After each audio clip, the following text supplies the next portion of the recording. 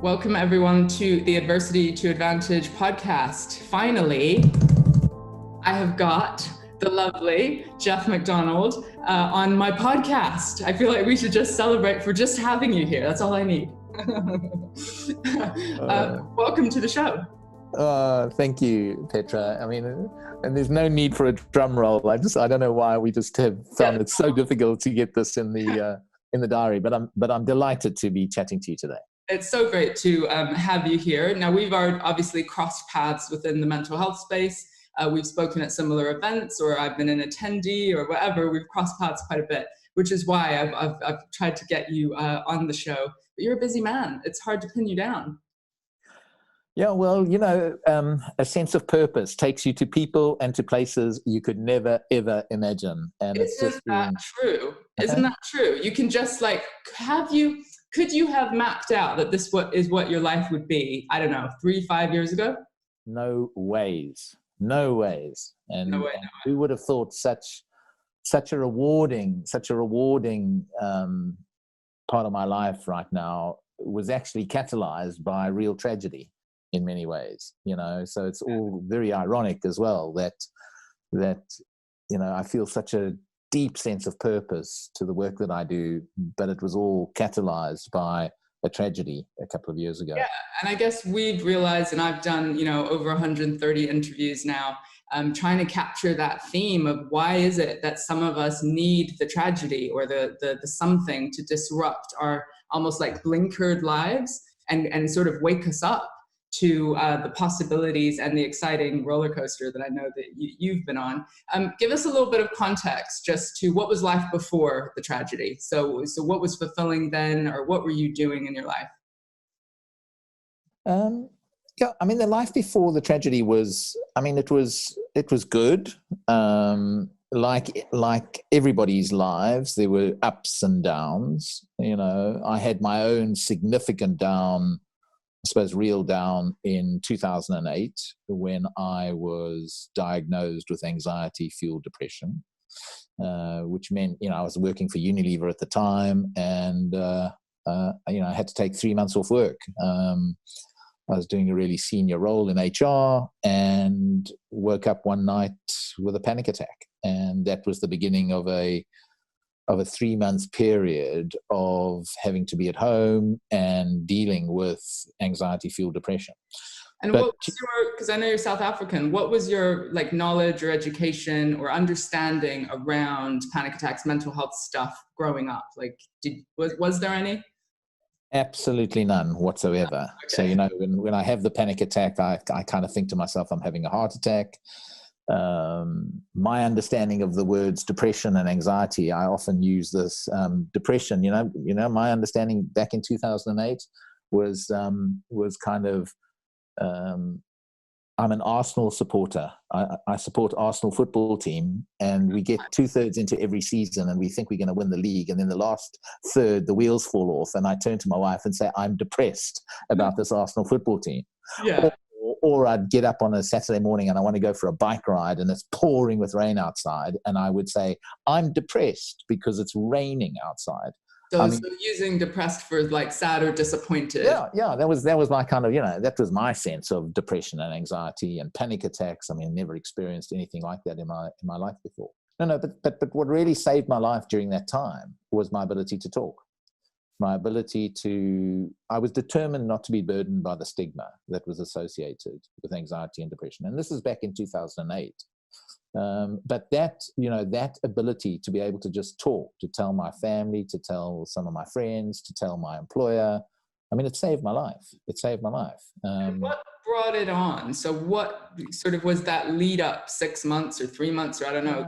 It was the way in which I was just living my life, I suppose. Yeah. I was doing a global role in HR. I was traveling the world all the time. Now, I'd always been mindful of kind of my physical health and maintaining relatively good physical health by being an exercise junkie.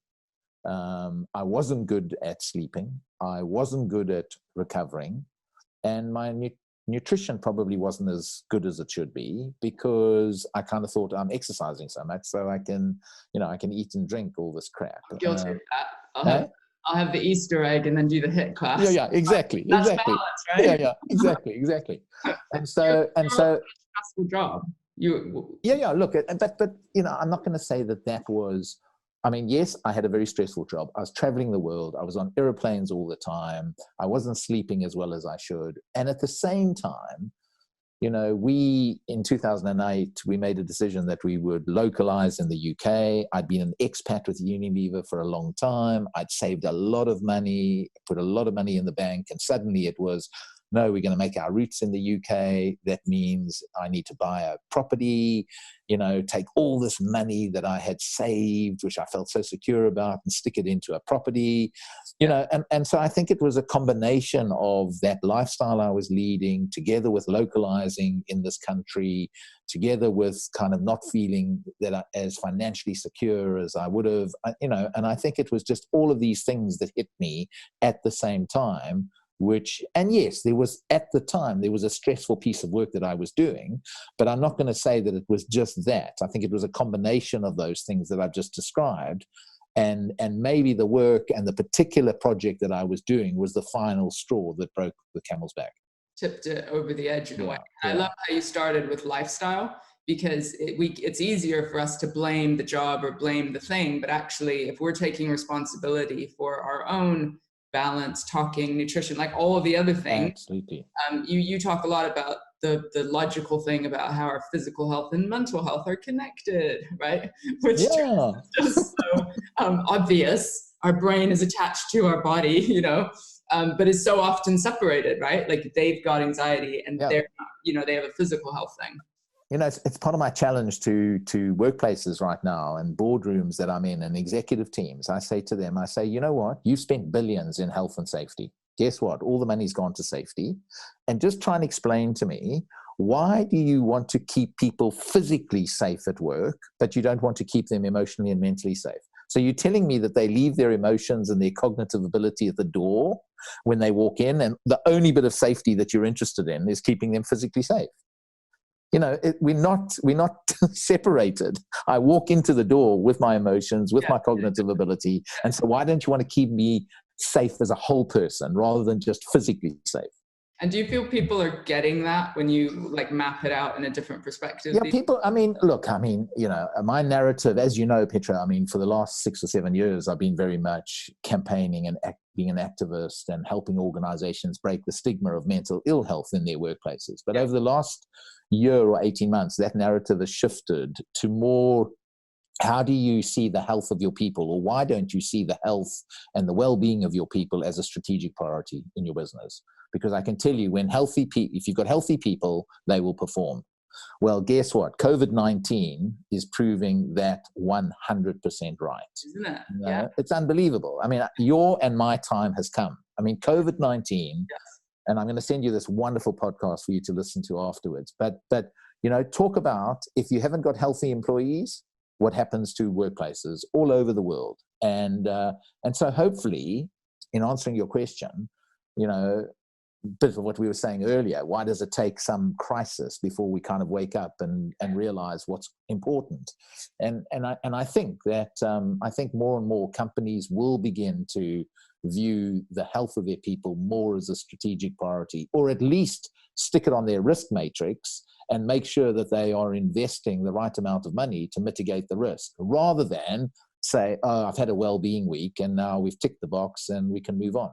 Yeah, it's great to actually see the progress that we've seen within businesses over the last years, and that the conversation is changing, but still globally, I think there's countries that need to sort of catch up considerably, don't they? Oh, huge.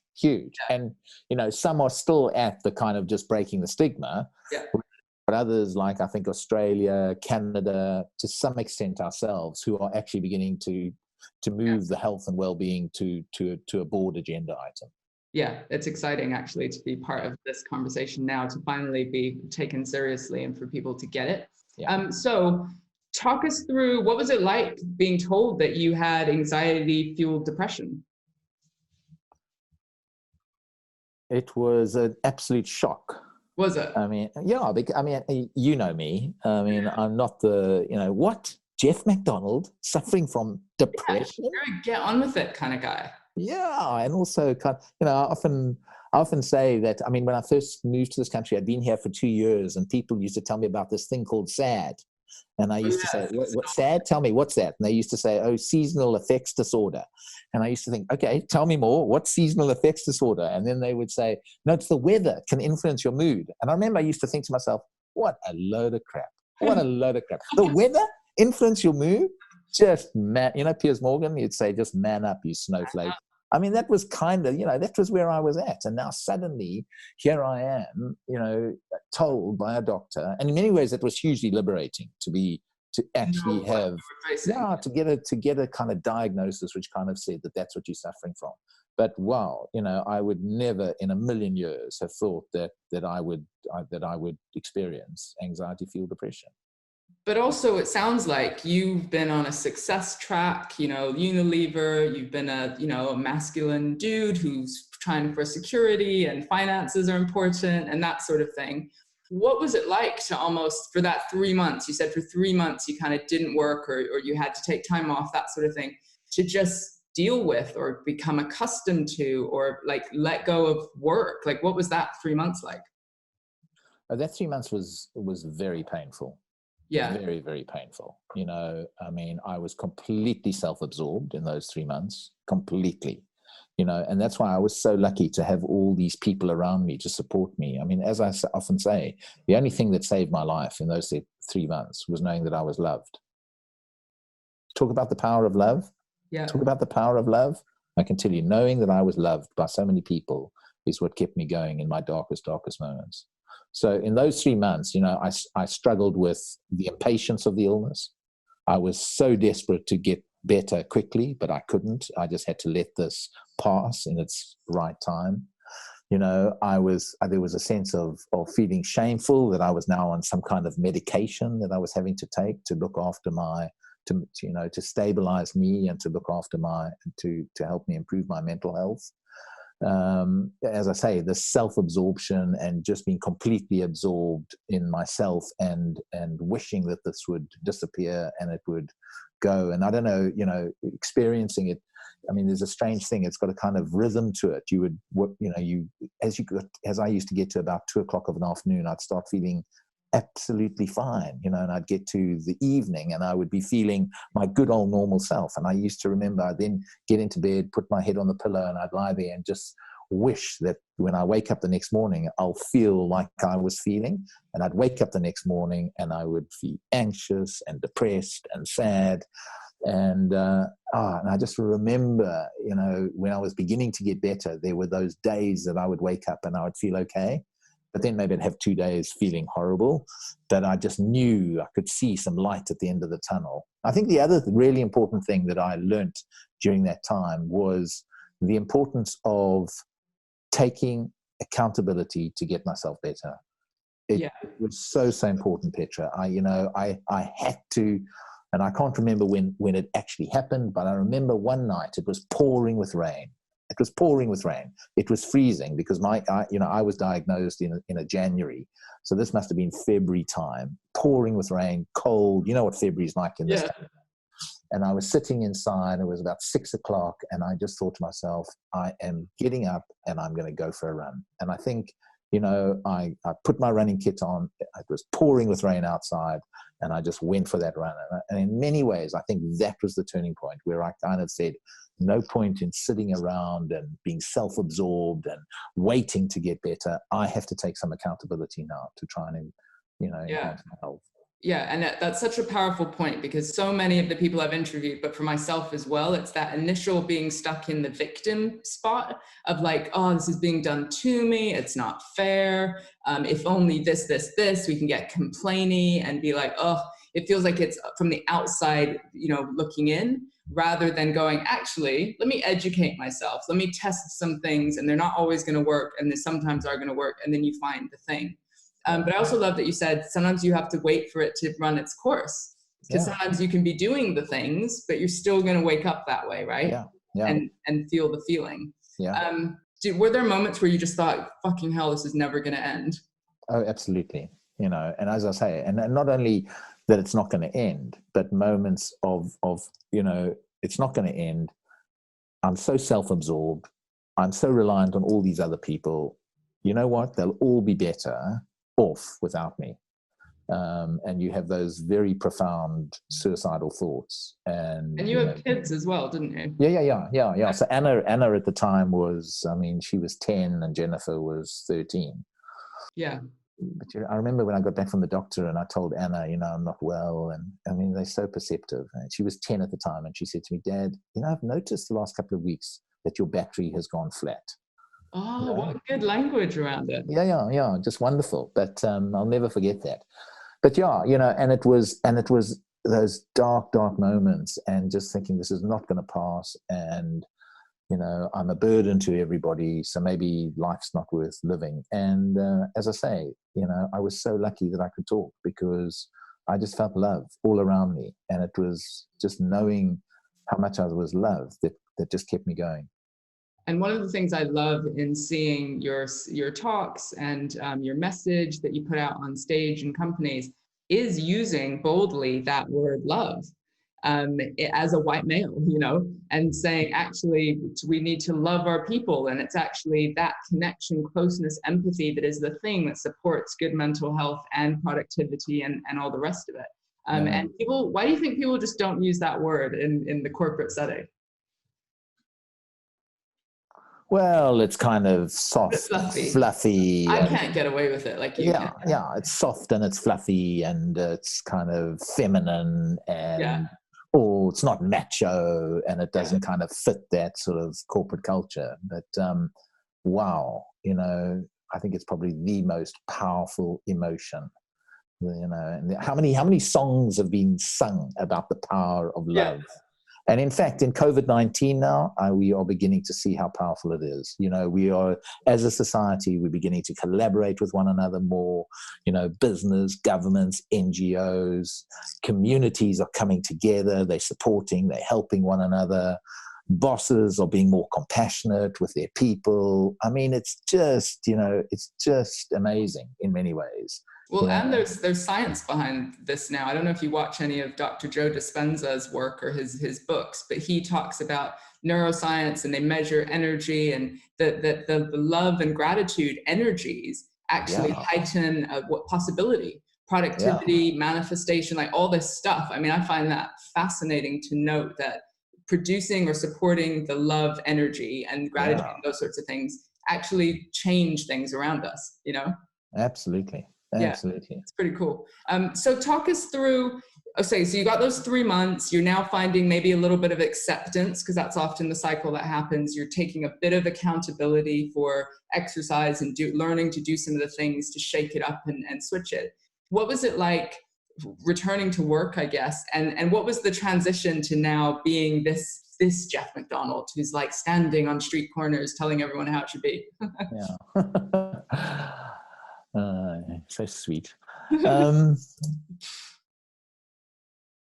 Again, I was so lucky. I worked for a company, Unilever, that truly cared. They cared about me. In many ways, I was really lucky because I was quite senior and I built all sorts of credibility over 20 odd years in the business. I wasn't chasing the next job. I didn't have to climb the ladder. I had a boss who was compassionate, who understood, who had a supportive relationship to mental ill health. So in many ways, I was really lucky. And they were so good in the way in which I was able to reintegrate myself back into work. It wasn't as if it really was like going back to work like I had a plaster cast. If I had a plaster cast on, you wouldn't have asked me to go and get you a cup of coffee, all right? You would have gone and got the cup of coffee. And they treated me the exact same. They said, right, you haven't got a plaster cast, but I was very upfront to say, look, I want to get back to work, but I'm only 80% better. And so therefore I've got to do this slowly. I've got to do this at my pace. Are you okay with that? And the fact that they spoke to me about what was best for me, rather than assuming stuff and thinking and making sure that I went back into the same job, and they didn't think that they needed to sideline me and put me in another job for a couple of months to let myself, reintegrate back into the same job. But I only worked 3 days a week to start with. I would start at 10, I would finish at 3. And it was just that slow reintegration. I can tell you that first day going back was petrifying. You know, Of course. I remember walking over Blackfriars Bridge back into that office where I hadn't been for 3 months, wondering what people were going to think and say and ask me. I mean, it was scary stuff, but I was so lucky that I had that support to do it in a way that was going to suit me, so that I could flourish into the future. Which is a great lesson on how businesses could be treating people in order to get them back. So lucky. So Feeling a sense of belonging and getting them productive again. Yeah. And so then how did this transition into your purpose and I guess leaving Unilever at some point? Well, you know what, I mean, the transition only really, you know, as I said earlier, I mean, October of, so I'm ill in 2008, take 3 months off work. I have a relapse in 2010, nothing as bad as 2008. I was able to stay at work, you know, because I think work is good for you. Yes. And then in 2012, I lost one of my best friends to suicide. I was walking over the bridge one evening, coming back to Waterloo Station on my way home, got a phone call to say that my friend had died by suicide that afternoon. And you know, Petra, when I got home, and here was a guy, you know, the brighter the light, the darker the shadow. All right, just think about that. The brighter the light, the darker the shadow. And I lay in bed that night, and I thought to myself, I can't believe this. I can't believe he's gone. Why didn't he talk to me about this? I had the T-shirt, I had the badge, and I lay there and I came to the simplest of conclusions. And the conclusion that I came to was that I was able to talk and he wasn't, and that stigma had killed my friend. And I'm not saying to you this afternoon that had he been able to talk, he would definitely be here. Sure. But what I am saying is that there's a tiny, tiny, tiny, tiny chance that he still would be here today. And I lay there and I thought, you know what, that's not fair, and I want to do something about that. But I didn't know where to start, because 2012, I'm still working for Unilever. I mean, I've got no idea how do I make a difference in this space. Yeah. Back in 2012, Time to Change was just starting to launch itself in the UK. Yeah. Sue Baker was the CEO, and Alistair Campbell was the kind of front of Time to Change. And I thought, you know what, I'm just going to Google him. So I Googled Alistair Campbell that night. Up came his website, there was an email address, and I emailed him. And I just said, please, please, will you meet with me? Because I want to make a difference in this space. Within 10 minutes, he'd responded. A week later, we met up in Belsize Park. And ever since that day, he began to open doors. He introduced me to Sue Baker. He introduced me to this one. He introduced me to that one. And slowly, slowly, I began to build this network of people that Alistair had introduced me to. And I started to take tiny, tiny footsteps on this path filled with this deep sense of purpose. I then I co-led a piece of work in Unilever for another 18 months around addressing the stigma of mental ill health. And at the end of 2014, I left Unilever to go out into the world and take those learnings to other organizations. So yeah, you know, I had somebody like Alistair Campbell who was looking after my back, introducing me to the right people. I did some of it in Unilever, which then gave me a bit of credibility to be able to go out and say, you know what, I've done some of this, I've co-led, this is what worked for us, this is what didn't work. I got onto the board of a couple of mental health charities, and the rest is history. Do you feel that this drive and purpose and everything that's been going on in the last years has supported good mental health for you? Absolutely. You know, but it's only one of the things. Do you know what I mean? So having a sense of purpose, yes, definitely is a contributor to good mental health for me. But, you know, one of the things I learned in Unilever at the time was I did a lot of work in helping Unilever rediscover a sense of purpose as an organization. And we saw what that did to how it's transformed that business by creating a greater sense of purpose, that people were coming to work to improve the health and well-being of 1 billion people in the world, to reduce our environmental footprint, blah, blah, blah. Not only to grow and be profitable, that would be the consequence of living out that sense of purpose. And I remember thinking, you know, back in 2013, I asked for some data. I wanted some data on how we were, our long-term absence data, and I wanted it over a period of, you know, a couple of, 6 months or whatever. And I noticed that the data was going in the wrong direction. And I kind of thought to myself, how can this be? An organization creating a sense of purpose for people, yet long-term absence data, and we know 50% of that is anxiety or depression related, it's going in the wrong direction. And it was a big aha moment for me, which was kind of, you can't just focus on the purpose stuff. You've also got to look after, you've got to do things that help you to look after your mental health. You've got to do things that help you to look after your emotional health, and you've got to look after your physical health. And it's that kind of holistic approach that I think is really, really important. And so, yes, of course, the sense of purpose and meaning has contributed to my mental health, but so has looking myself physically, maintaining good relationships and connections, learning mindfulness, meditation, all these sorts of things have all contributed to helping me maintain my recovery as an anxiety-fueled depressive, because I know I'm susceptible to this stuff. Right, and I love that. So it's maintain your recovery, and back to what was the problem in the beginning. It was partly your lifestyle. So the choices you were making. And so it's like you've got a different frame on it now. You've got to put the work in before you start feeling the signs that you're going off down that road. Petra, when I talk about making health a strategic priority in organizations, one of the things that I say, the most important priority in my life is my health. It's number one. Now, if Debbie heard you say that, she'd probably say, well, what? Or if the kids heard, but it is. It is and yes, it took this crucible moment in my life. It took the loss of my friend, but it is the most important priority in my life. And if I've got that mindset, and it's all about self-compassion as well, and not feeling guilty that my health is the most important priority in my life. And I often say to these senior leaders, they say, okay, so if we want to make this a strategic priority, where do we start? And you know what I say to them? I say, we start with you. How important is you maintaining your health? Because if it's not important to you, you will not find it important and try and maintain the health of anybody else. I love that. We definitely speak the same sort of message, because I'm always saying lead by example. In our leadership training, our manager training, it's like, what do you do? If somebody sees you never taking a lunch break and always being late and huddled around your desk and not looking healthy, what do you think they're going to do?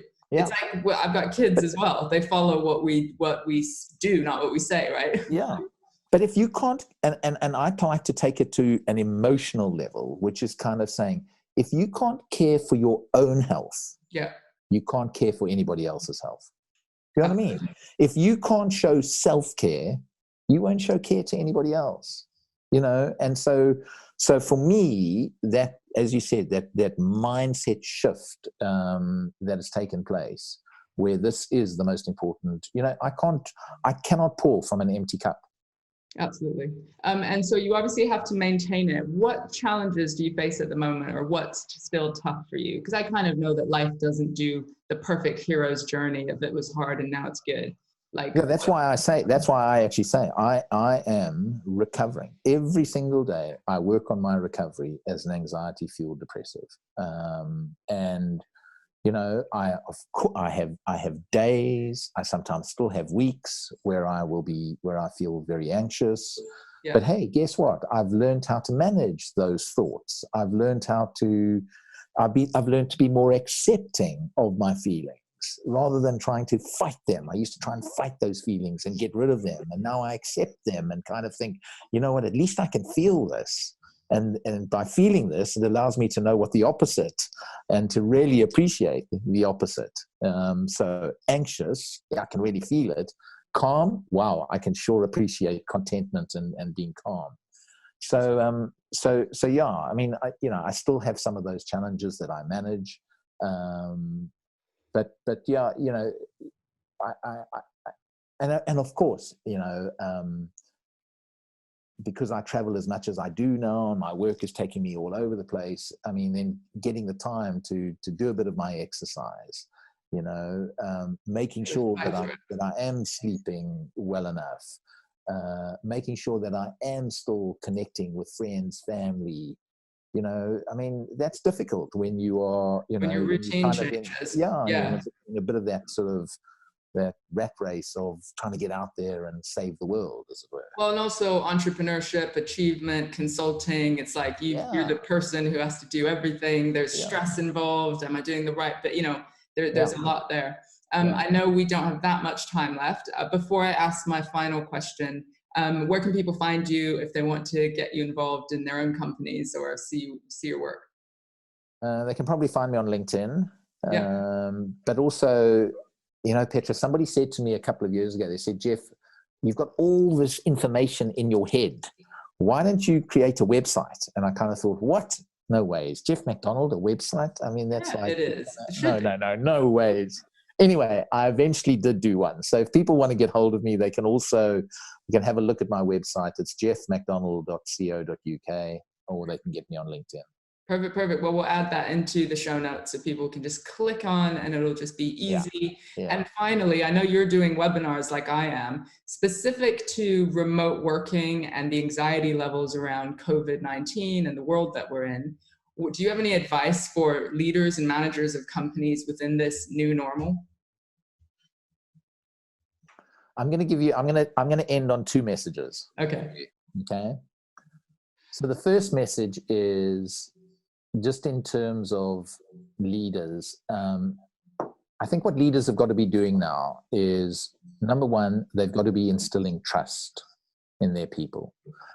I think the second thing that they've got to instill is a sense of hope. Agreed. I think the third is to instill a sense of stability and reduce the uncertainty as much as they can. There's no ways they can get rid of all the uncertainty, but I think they've got an important role to play in instilling some stability and trying to reduce that uncertainty. And then finally, I think it's about instilling compassion amongst their employees. And I don't think that's too difficult to do as leaders. Instill hope, trust, compassion, and stability. And finally, love, kindness, compassion are all very contagious. They really are. Don't wait to catch it. Go and be the carrier. Go be the carrier. I'm just going to have to do that little clip on Instagram. Get all our views right up. Geoff, I love that so much. Thank you so much for your time. And I'm sure we will be in touch as we always are.